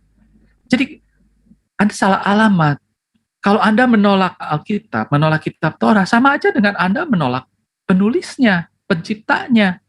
Yaitu, kalau dikatakan menolak, ya bukan saya menolak. Tetapi Tuhan yang menolak Ismail. Tapi menolak itu bukan artinya membuang. Menolak itu dalam arti sebagai penerus untuk Mesias atau Juru Selamat itu. Kan Tuhan harus pilih salah satu.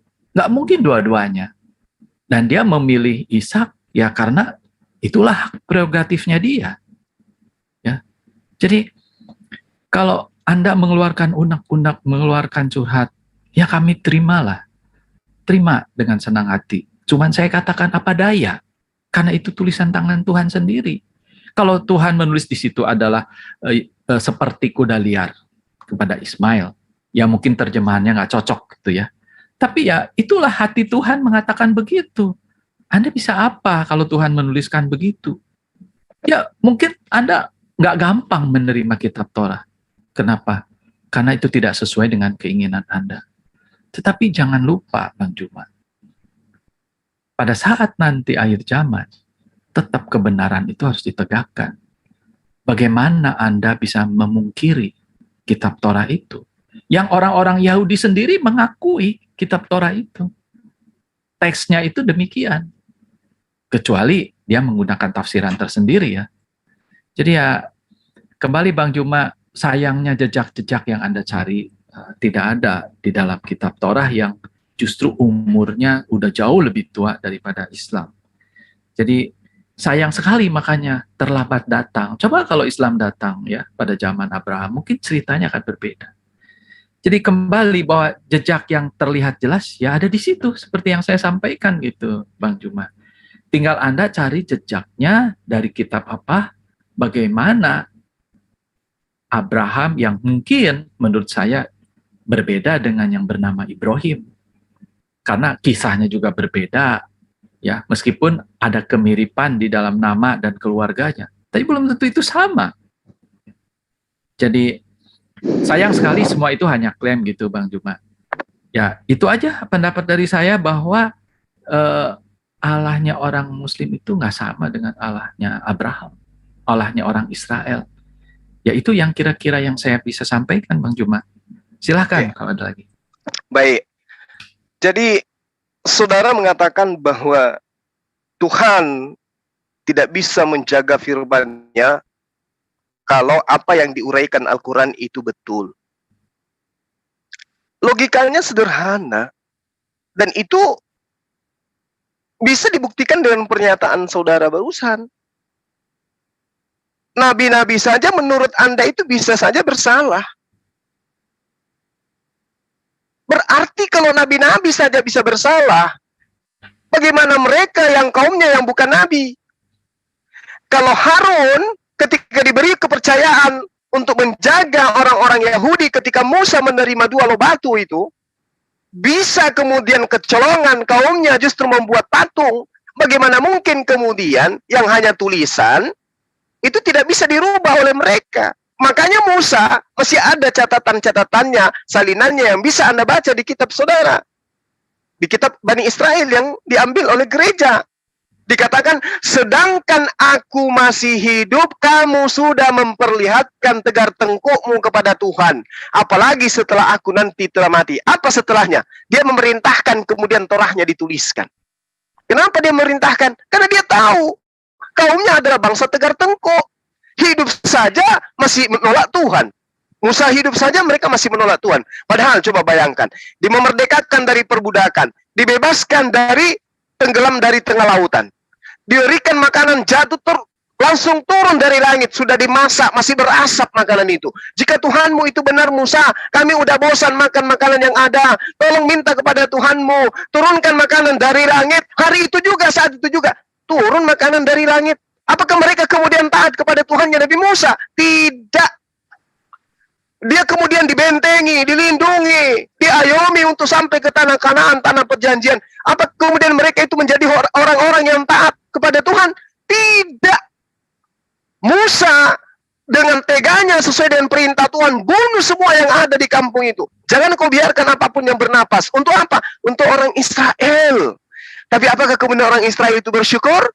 Apakah orang Israel itu kemudian berterima kasih? Tidak sama sekali.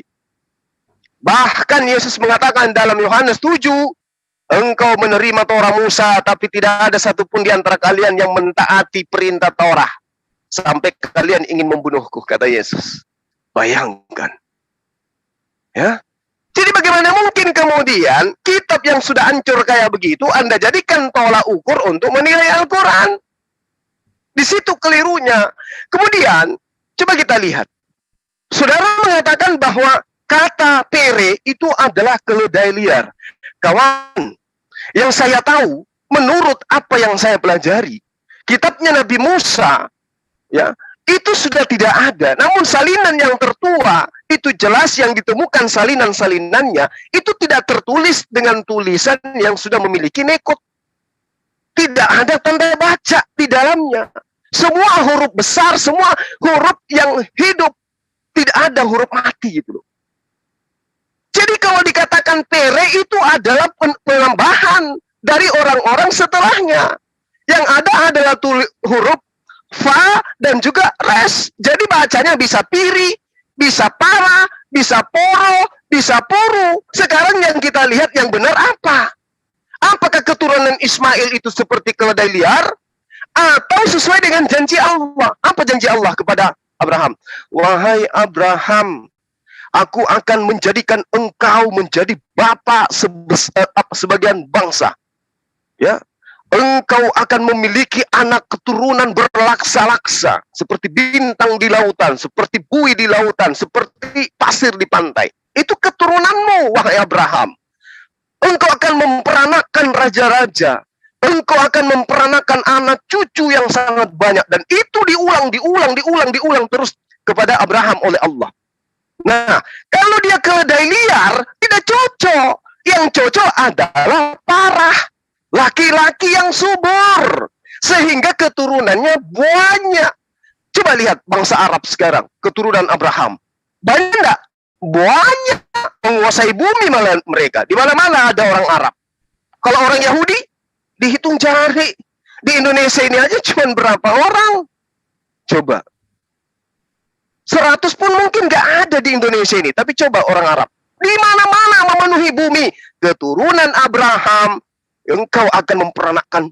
Engkau akan memiliki anak keturunan yang banyak. Dan itu hanya digenapi oleh Ismail. Ya. Ini jelas ini. Jadi bukan keledai liar. Yang benar itu adalah parah. Laki-laki yang subur. Sehingga keturunannya banyak. Menguasai bumi. Kalau keturunan Abraham dikatakan manusia semuanya, dunia akan memberkati engkau, semua bangsa-bangsa akan memberkati engkau, dan hanya mengandalkan keturunan Ishak, nggak mungkin. Keturunan Ishak berarti orang Yahudi saja. Siapa yang datang di Indonesia mengajarkan ajaran Yudaism? Nggak ada, berarti orang pribumi Indonesia tidak akan ada yang mengenal Abraham. Kalau bukan karena ajaran Ismail. Oh tidak bos, ada Kristen. Kristen tidak mengajarkan ajaran Abraham. Kristen mengajarkan mengutuk Abraham. Kristen mengajarkan ajaran Romawi, bukan ajaran dari Abraham. Kalau ajaran dari Abraham, Tuhannya cuma satu, sunat itu wajib, kurban pakai hewan, bukan pakai manusia. Itu ajaran Abraham, dan Kristen tidak menganut itu. Jadi satu-satunya kaum keturunan Abraham yang mengajarkan ajaran Abraham hanya keturunan Ismail, yaitu Islam. Ketiga yang terakhir dari saya. Anda mengatakan orang Yahudi. Pahami dengan baik. Orang Yahudi itu menolak Tuhan, menolak Yesus, menolak nabi-nabi, menolak para utusan. Itu yang perlu Anda tahu. Supaya Anda lebih paham lagi, tengok aja Yesus. Aku diutus hanya kepada domba-domba yang hilang dari Bani Israel. Karena Israel tidak ada menolak, tidak ada yang menerimanya. Ada 11 orang tapi satunya lagi berkhianat. Maka dibuatkanlah data berikutnya. Matius 28 nomor 19. Pergilah ke seluruh dunia. Ajarkanlah beritakanlah Injil dan bla bla bla bla bla bla. Bertentangan dengan konsep pertama. Agar kenapa? Agar diajarkan kepada orang lain. Ajaran siapa? Ajaran Yesus? Bukan. Ajaran Roma. Apa itu? Menganggap dewa nusul menjadi manusia. Disebutlah Bapa. Dan anaknya masuk ke dalam rahim perempuan perawan. Namanya Yesus. Dan kemudian dibimbing oleh Roh. Namanya Roh Kudus. Itu dari Roma ajaran itu. Bukan dari ajaran para nabi. Apalagi Abraham. Bukan. Karena itulah saya katakan kepada saudara, ketika kita berbicara mengenai siapa nama Tuhan yang sesungguhnya, apakah yang disembah umat Islam itu adalah Allah, adalah Tuhan yang benar, atau yang disembah Kristen itu Allah yang benar? Gak mungkin. Gak mungkin Kristen menyembah Tuhan yang benar, gak mungkin. Karena Tuhan itu gak mungkin usul menjadi makhluk. Tuhan itu gak mungkin kehilangan jati diri, menjadi makhluk yang rendah, hina, bahkan terkutuk. Gak mungkin. Itu yang ingin saya sampaikan kepada saudara. Jadi Tuhan yang sesungguhnya adalah Dia yang maha besar, yang diseru setiap saat dengan seruan Allahu Akbar. Allah yang maha besar. Demikian. Baik. Ini sudah berapa jam ini, teman-teman moderator? Saya kira sudah cukup ya, Bang. Pak Amir. Pak Amir. Mungkin bisa buat sesi lagi besok atau lusa gitu dengan Pak Satria Injil. Bagaimana Satria Injil atau kita sudahin? Boleh, Kita tinggal tutup. closing aja gitu ya. Iya. Ya, oke, kalau gitu Bang Injil silakan closing. Nah, setelah itu nanti diiringi Bang Juma. Bisa Bang Juma ya? Ya, ditentukan menitnya, Bang. Iya, Biar kita ditentukan nggak- 5 menit aja, 5 menit, Ya, 5 menit. Oke, silakan. Ya, Bang Juma tadi mengatakan bahwa bangsa Israel itu adalah bangsa yang tegar tengkuk. Ya, betul sekali. Alkitab juga menyebutkan demikian. Tetapi bukan karena bangsa Israel terus Tuhan atau menjadi salah. Tuhan tidak salah. Ya, yang salah adalah bangsa Israelnya. Karena pada waktu Tuhan menulis kitab Torah melalui Nabi Musa, itu bangsa Israel tidak melihat apa yang terjadi. Dan akhirnya dia membuat patung lembu emas. Dan itulah sebabnya Tuhan menaruh loh batu. Meskipun itu pernah dipecahkan oleh Musa, tapi Tuhan menulis ulang dengan jarinya. Jadi itu diingat sampai kepada bait suci Yerusalem yang dihancurkan tahun 70 ya. Jadi di dalam tabut perjanjian itu ada loh batu. Itulah yang berasal dari Nabi Musa.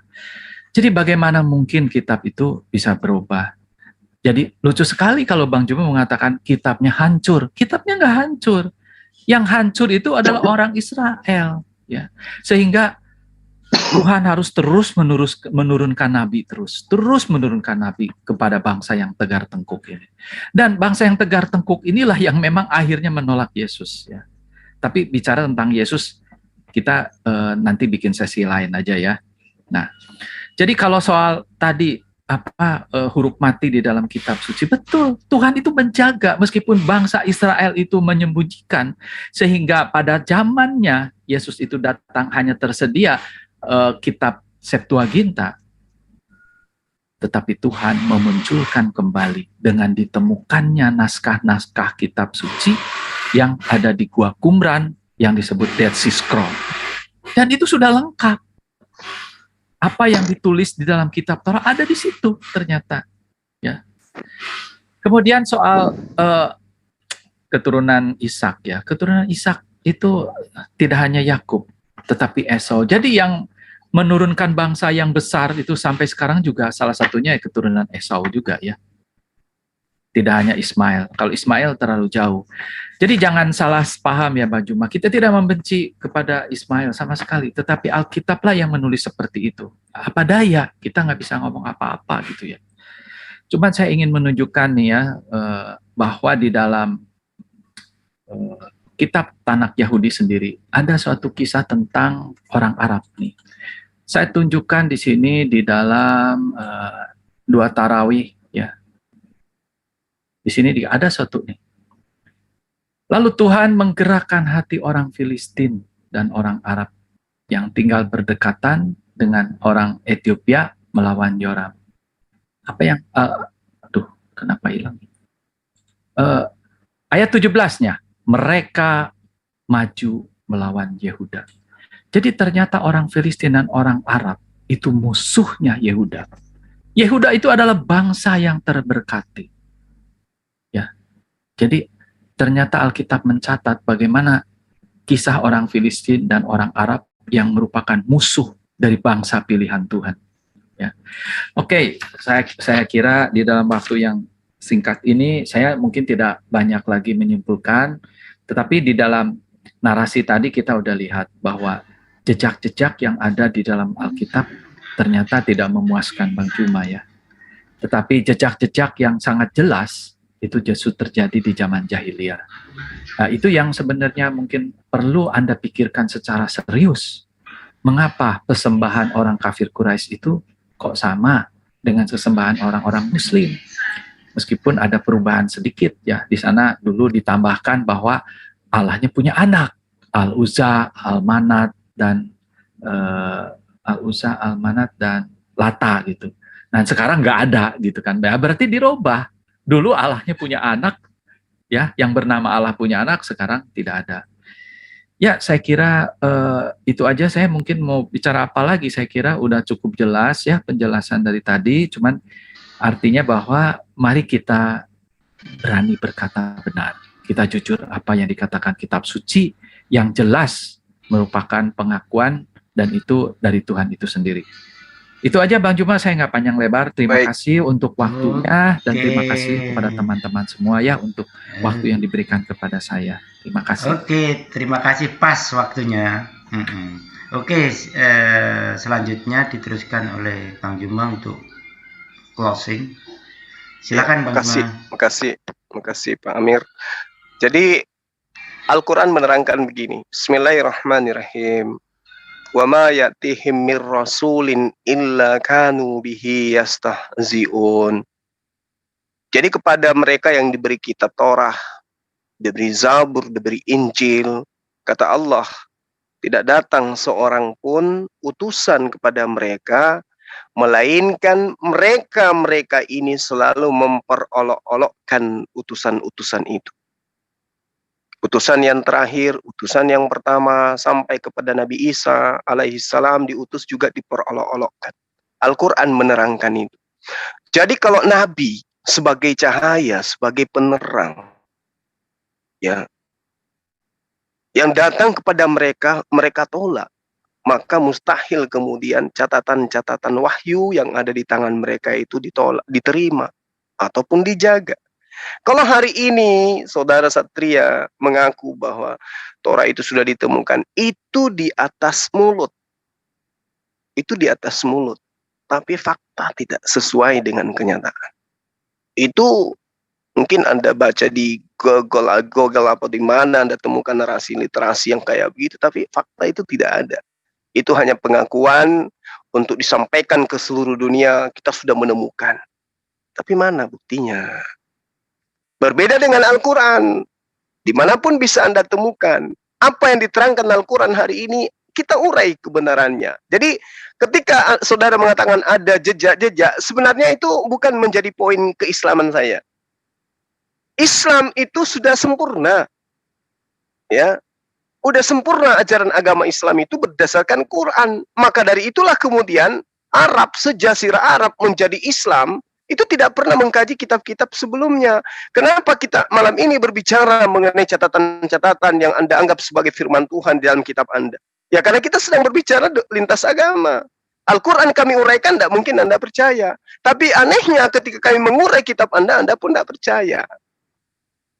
Ya makanya Al-Quran menerangkan seperti itu. Wa ma yatihim mir rasulin illa kanu bihi yastahzi'un. Jadi kalau hari ini Anda tidak menemukan nama Ismail sebagai nabi, kemudian tidak menemukan nama Tuhan itu adalah Allah, jangan heran. Karena sumber Anda adalah sumber yang tidak valid.